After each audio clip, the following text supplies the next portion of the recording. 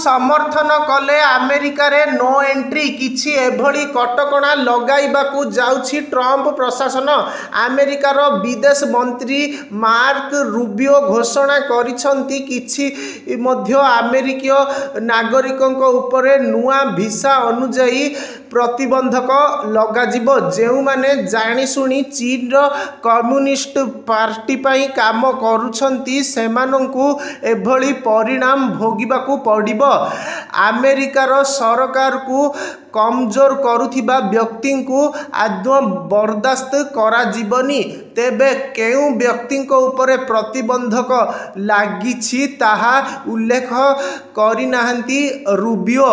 जेउ मानंक उपरे प्रतिबंधक लागू हेबो सेमानंक परिवार को मध्य अमेरिका को प्रवेश अनुमति मिलिबो नाही। दीर्घ वर्ष धरी अमेरिका और चीन मध्यरे विभिन्न प्रसंग को नहीं तू में लागी रहिछि।